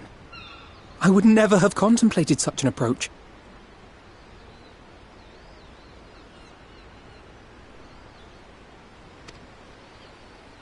So this new magic, adapted from memory transference, would be used to purge the subject of their fanatical faith, while Angelo would be responsible for reanimating the ether of their soul. Yet I wonder at the practicalities. If one were to reanimate the soul first, it would only serve to exacerbate the tempering. Conversely, a stagnant soul would not respond to the effects of the magic. Would both need to be performed simultaneously? Nothing escapes Master Matoya's inquiring eye. As you say, both must be carried out simultaneously. And thus, I propose to imbue Angelo with the tempering treatment in much the same manner as I did the spirit vessels.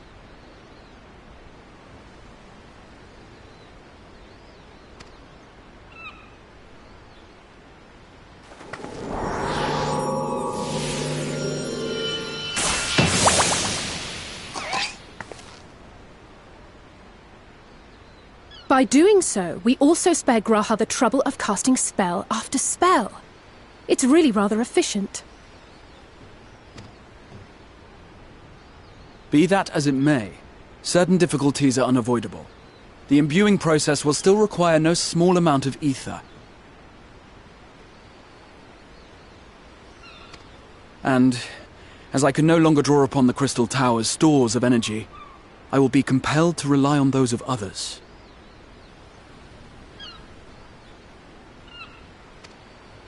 Well, I, for one, would be glad to assist. As would I. Since the resumption of our duties, it has been naught but stuffy meetings, and I have ample ether to spare.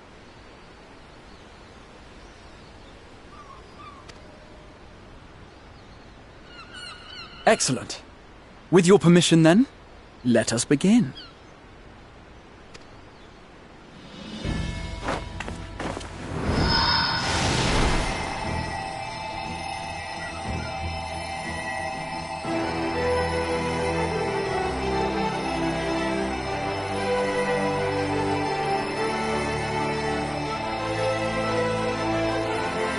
Yes, this will do!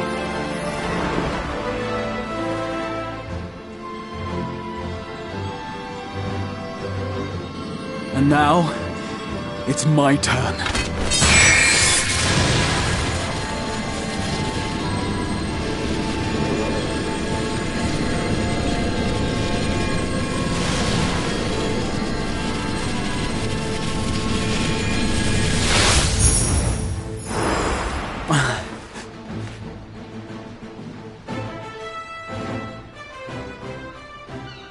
No small amount indeed. Oh.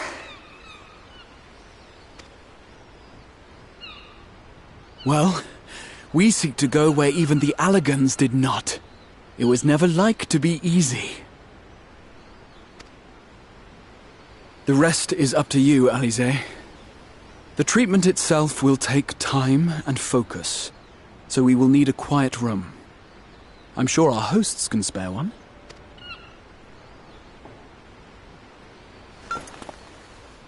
I will go with her. It may be a while before we return, so I would ask for your patience and your faith.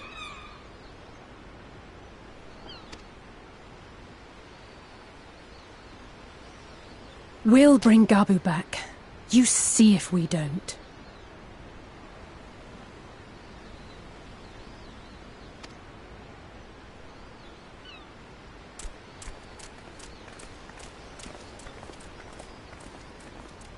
Twould seem our part is played.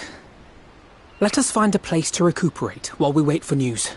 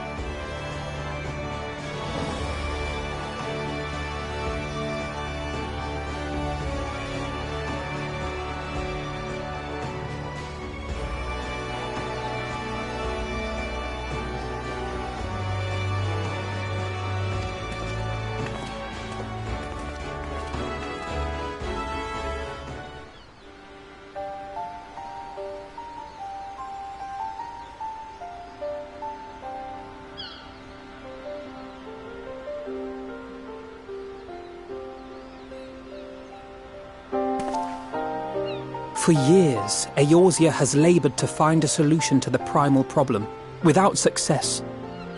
And I myself had given it up as impossible. Given up on the tempered and the light-corrupted alike. They were problems to be tolerated, or else eliminated, I believed. And to think otherwise was pure naivety. Childishness, even. But Alize refused to give up. She struggled and she struggled. And her efforts were rewarded with a way to bring back Halric. And now countless others may no longer be beyond salvation.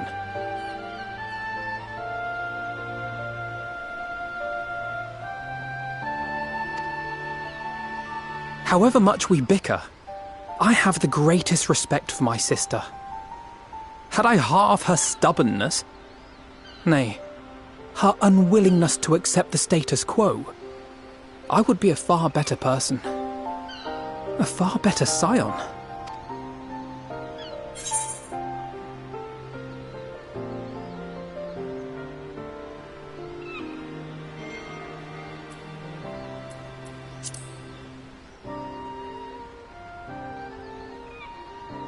I should, I know.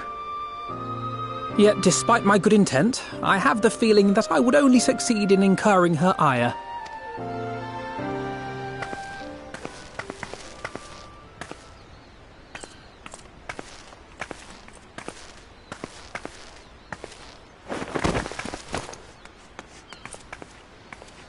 Alize, are you all right? The treatment. Did it work?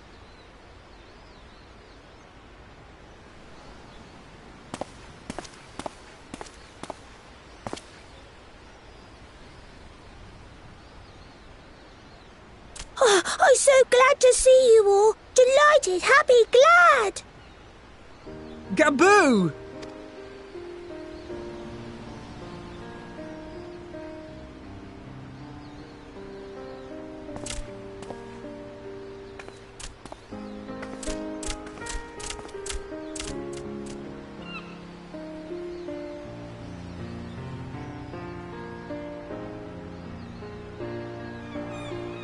this time, my mind was filled with thoughts of Great Father Titan.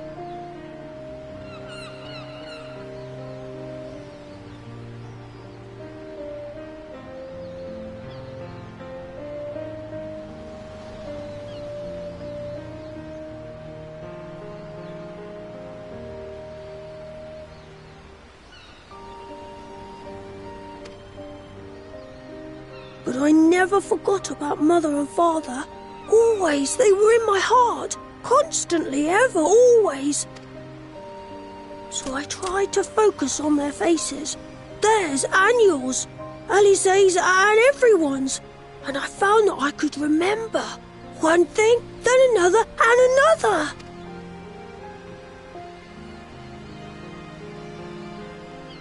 Your hopes reached Gabu. They helped him to hold on.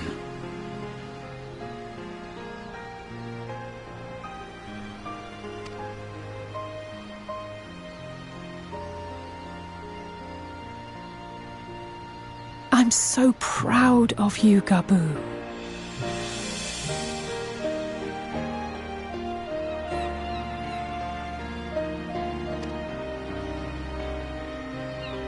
I couldn't have done it without you, Alize. Can you help the others too? Cure them, heal them, help them? Yes, we can. All of them.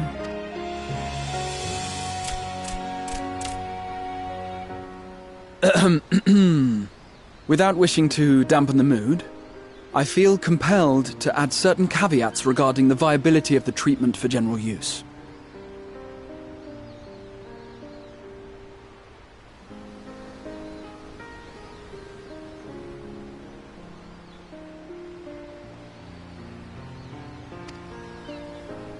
As you know, reversing the effects of tempering demands a profuse amount of ether. And while Alize was able to heal Gabu alone, I fear the same will not be true for those who exhibit more advanced symptoms.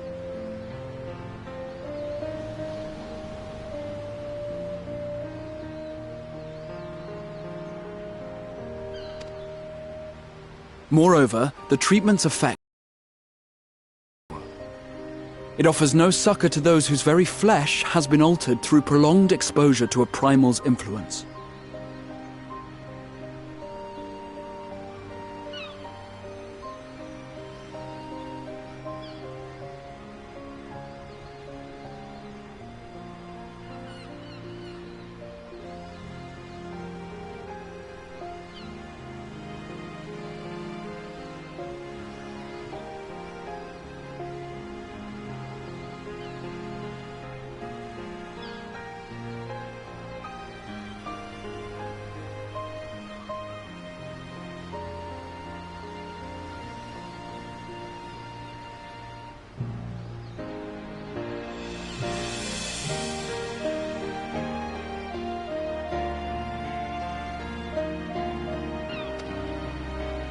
All of which is to say that we cannot save everyone.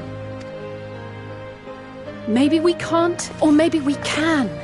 No one gave us a hope of saving Gabu, and yet here we are. We must find a way to treat as many as possible. Then the next logical step would be to produce a veritable army of Porkses, would it not? Granted, it seemed a simple enough process in the first, but I suspect it will be different here in the source. Not that I am any authority, of course. Yet there is an authority on familiars to whom we may grudgingly turn. She's stubborn, haughty, eccentric, irascible, laconic, annoying. And her name is Master Matoya, the real one.